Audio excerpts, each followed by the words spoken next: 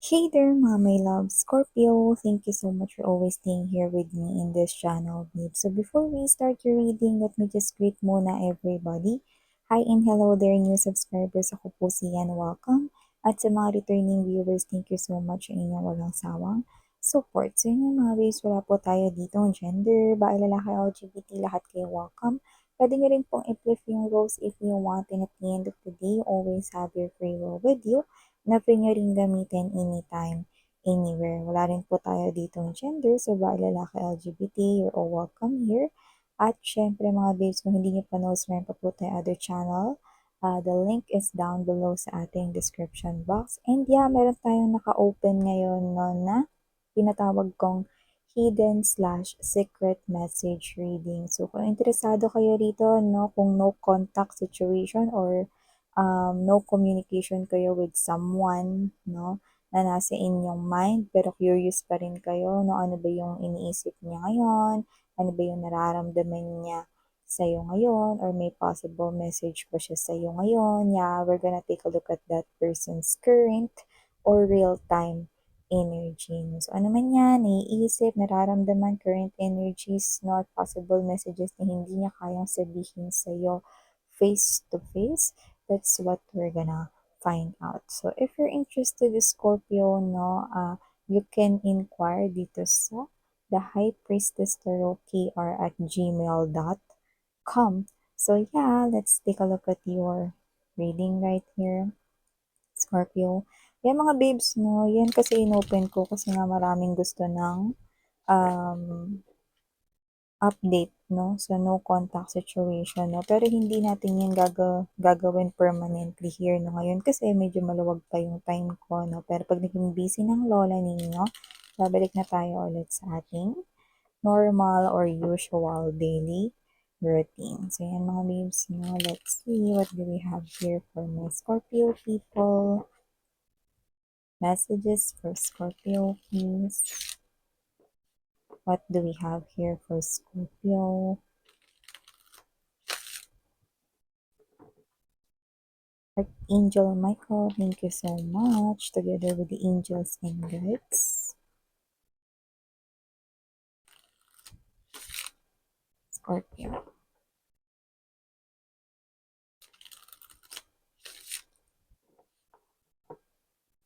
Okay, so ilatag naman na natin lahat ng energies before natin i-read. So let me do the honor. We have here for you guys, the Two of Water or the Two of Cups energy. We also have here the Balance, or what we call in the classic tarot, the Temperance energy. We also have here the King of Air or the King of Swords energy. Wow, 10 of Earth or the 10 of Pentacles, 10 of Coins energy. Queen of Air, we now have no the King and the Queen of Air, which is an indication that this is your divine counterpart. Others, this could be already here someone konektado na kayo or boyfriend, girlfriend na para sa iba. Iba naman, baka asawa niyo na siya, no? We also have here the Strength card energy. Bottom of the deck, we've got the Ten of Fire, Nine of Air energy, and the Six of Earth.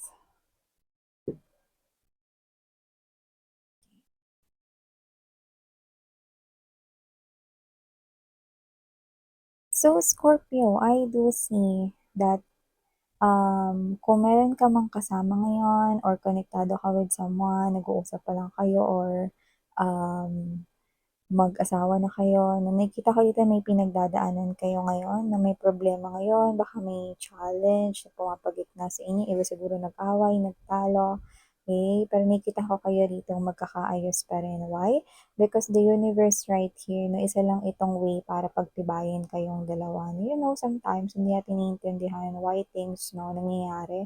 Pero ito ay nangyayari upang mas pagtibayin pa kayo at ah mai-prepare kayo, no, or maihanda kayong dalawa, no, sa mga mas matitinding pagsubok pa na inyong pagdadaanan together. So nakikita ko dito ang dalawang tao, no, kayong klase ng couple na matatag, matibay, no, na dalawa kasi ang inyong samahan ay, alam mo yung parang I'm getting that word, no, parisan, no, parang hindi mapaparisan, no, ng iba. So, nakikita ko dito ng iba sa inyo, you could be long-term committed na with this person, pero yung iba nakakilala niyo pa lang sa kanya, no? This is going long-term here. Yung iba naman, kung hindi niyo pa ito nakikilala, you're gonna meet this person here, no? And I think, water is really standing out. So, maaaring ito isa sa sign and clues. Baka may malaking body of water kung saan mo siya makikilala. Baka ikaw ay malapit sa ilog, malapit sa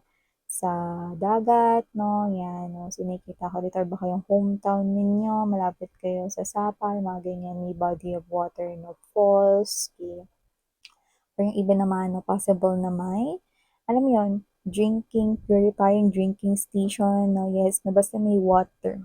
Yan, no? Or baka kayo to nagdidilig kayo ng halaman, nasabuyan nyo siya ng water.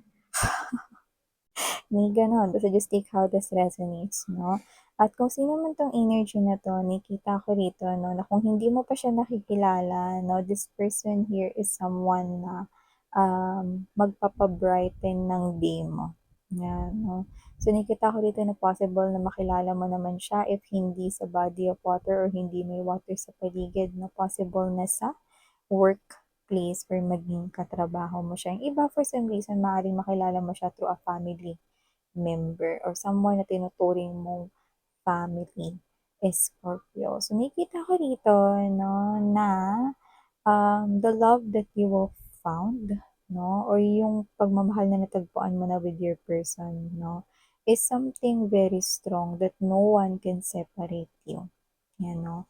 With the Ten of Earth energy, ngayon lang yan, may mga pagsubok kayong pagdadaanan, no, pero nakikita ko kayong tatanda together, magkasama together, no, at magiging matagumpay pa kayo, no. At ang maganda, ma-enjoy nyo rito ang life, no? At meron kayo rito sapat na money, may pang travel, may pang vacation, may pambili ng mga gusto ninyong bilhin, may mga pang spoil sa mga apo, mga anak ninyo, no? Prosperity, abundance and security. Lumunok lang mga babes. Abundance and security ang nakikita ko rito is Scorpio. So, nakikita ko kayo rito na if not now, you will be purchasing, no, might be next year, no, or before 5 years, you're gonna purchase a big house. Yun yung nakikita ko rito, no. At nakikita ko rito, no, na hindi lang kayo yung titira doon na mag-asawa or ng partner mo, no, kundi nandoon na rin, no, ang inyo ritong mga anak, apo, or meron sila rito matutuluyan if ever man na gusto nila to live together with you, guys, no? So, yun nakikita ko rito. Yan. So, impact yung nakikita ko rito na magiging family setup ninyo, kung saan ang ibig sabihin, no, compact kayo. Meaning to say, no, na magiging maganda yung connection at relationship mo sa inyong magiging anak kahit na maging matanda pa sila or lumaki na sila at magkaroon ng sarili nilang pamilya. Yun na nakikita ko rito. Yeah. Nakikita ko dito na napalaki or mapapalaki ninyo yung mga kids ninyo, no, na mabubuting mamamayan, mabubuting mamamayan or mabubuti rito no, ng mga individuals. Yan. So, nakikita ko rito na kung ito man ay bagong tao, nakikita ko rito no, na this person right here, you will feel familiar, no? Na parang pakiramdam mo, nakilala mo na siya. Yan, no? So, maybe there could be a strong past life connection sa inyong dalawa with the balance in here. Parang nagtagpo na kayo before, no? But not in this lifetime. Maybe in one of your past lives. Yan. Iba naman, no? May pagka-weird ang una ninyong pagtatagpo kasi maaring kayo ay magkaroon ng argumento or misunderstanding. Agad-agad miss yan, yes. No? At posibleng kung yan man yung mangyayari, no, possible na yan ay mangyari kung saan may ibang mga tao sa paligid, like pwedeng sa public area, or pwede rin naman na sa workplace, no, may mga ibang tao sa paligid. You know, pwedeng magkaroon ng argumento, away, no, yan, no. Lalo na example ng kunwari is yun nga, no, nasabuyan mo siya ng tubig, no, so akala mo halaman siya. Ay, sorry. Akala ko kasi yung ano puno. You know? So, whatever the case may be, yan. So, whatever it is, I do see na yung encounter ninyo is possible na sa iba, posibleng mag-away kayo agad, no? Or mainis, 'no, may inis tayong nakukuha sa energy. Pero umpisa lang naman 'yon kasi nakikita ko kayo na kayo rin yung magsasama hanggang dulo, 'yan. So, maliban diyan Scorpio, nakita rin ako dito mga babes 'no, ng energy kung saan posibleng namomroblema ka ngayon 'no, or iisipin mo ang problema mo na in the upcoming weeks no, or next months right here na with the 9 of air energy to the 10 of fire. Possible na may kinalaman ito sa bayarin, bilihin, possible rin na loans or utang, puwedeng hindi sa'yo 'no, pero posibleng ikaw yung tumutulong na magbayad nun, may mga gano'n tayong nakuha rito. So, whatever the case may be, possible na meron pa ritong makadagdag diyaan 'no. So, maaaring may matuklasan ka pa kaya baka ikaw ito na mabwisit ka 'no, pero at the same time 'no, parang ikaw ito na hindi mo pa rin matanggihan or hindi mo maiwasan yung sarili mong hindi yan solusyonan. Kasi kung ano man yan, I think family member yun. Kung yan man ay family member na possible na meron siyang utang or inutangan 'no, and ayaw mo na parang pabayaan lang siya 'no, or i-hang up yung gano'ng klase ng situation. So, I think kahit nabwisit ka 'no, tutulungan mo pa rin siyang magbayad dito ng utang na yun, ano man yan 'no. Baka may kinuha siya ritong gadget, cellphone or whatever 'no, ta's ikaw yung magpapatuloy ng bayad nun or baka meron siya ritong,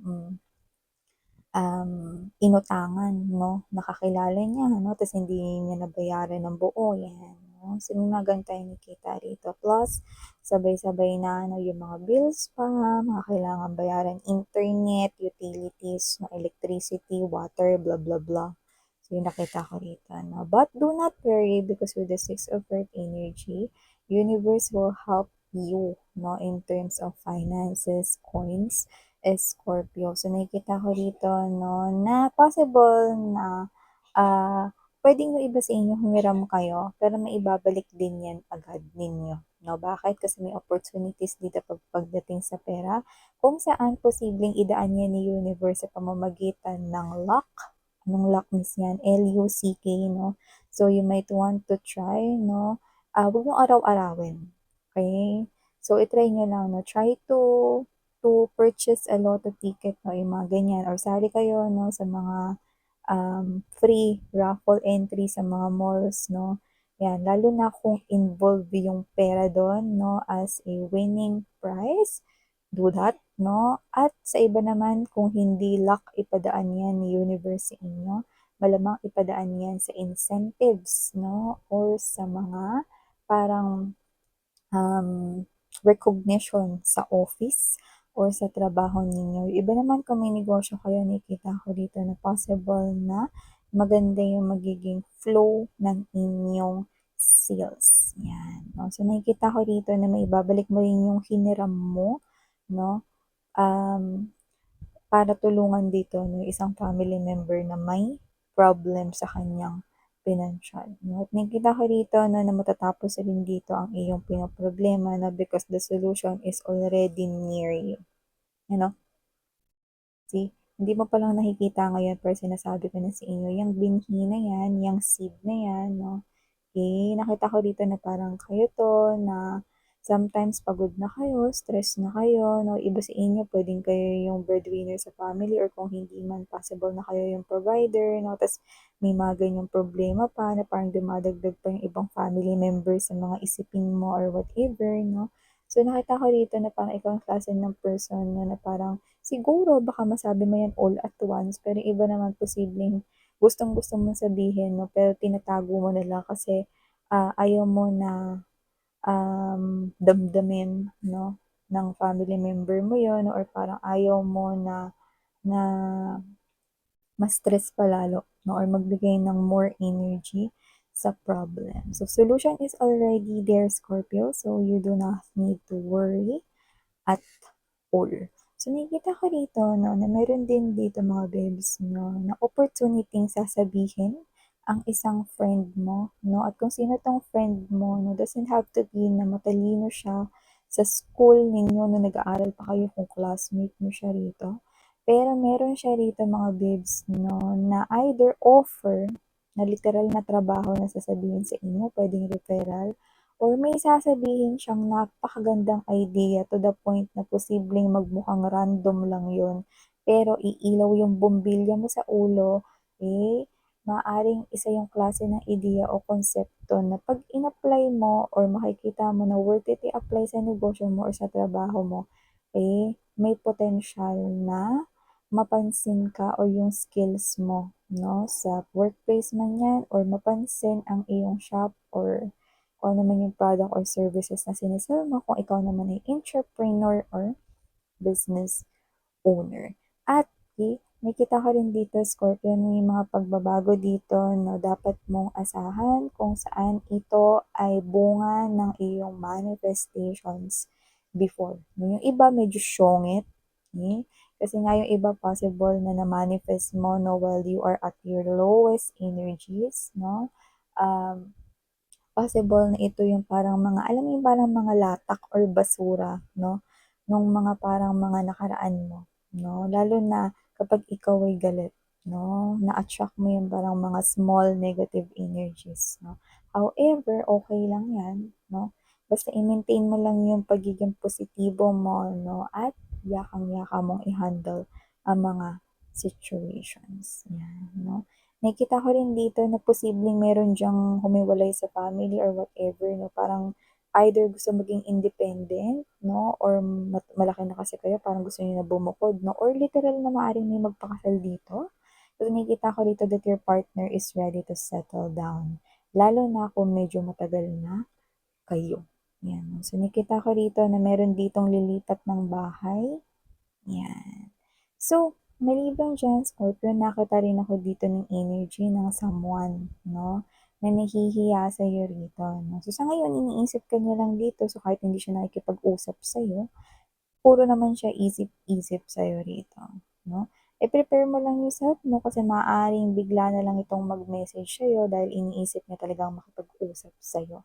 Pero sa ngayon hindi pa buo ang kanyang loob 'no, pero nakikita ko dito na kung sino man siya, hindi ko alam kung ba't natin nakikita dito ang letters N at letter R. So maaaring diyan nagsisimula ang kanyang first name or ang kanya ritong surname or maaaring meron diyang letter sa kanyang name. So, just take only what resonates here with you, Scorpio. Thank you so much for your time here, babe. And sarang love and light. Annyeong!